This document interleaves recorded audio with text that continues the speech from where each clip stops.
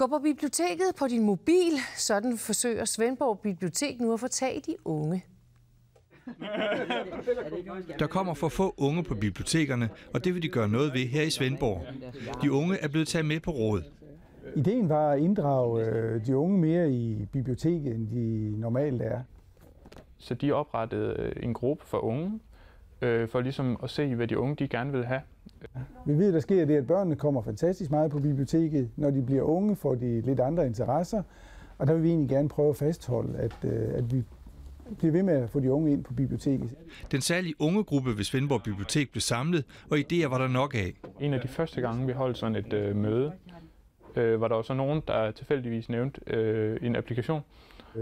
Hvorfor kan man ikke på sin iPhone gå på biblioteket? Og det har vi jo sådan set ikke noget godt svar på det spørgsmål. Så gik det stærkt. Peter Mortensen kontaktede 2 klassekammerater her på Svendborg Handelsgymnasium. Og vi ville gerne prøve, fordi vi havde sådan siddet og programmeret lidt til iPhone. Men vi var ikke sådan gået mega meget op i det. Og ja, så blev det lavet. Lige pludselig var der et app.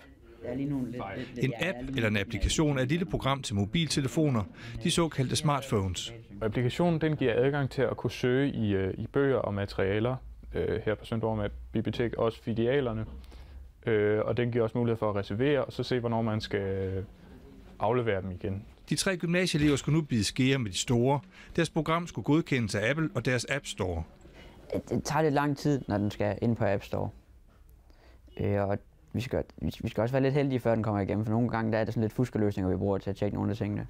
Så, men jeg er kommet igennem indtil videre. Så. Og nu var de 3 studerendes fritidsinteresse pludselig alvor. Jamen, det var en underlig følelse, fordi lige pludselig så det, man havde lavet, det begyndte folk faktisk at bruge.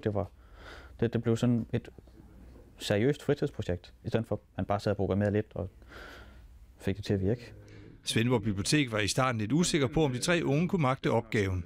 Jeg gjorde måske nok den overvejelse, kan vide, om de kan det. Fordi på andre biblioteker, kan jeg se, der har det været sådan meget store forkromede udviklingsprojekter med EDB-firmaer og udviklere ind over.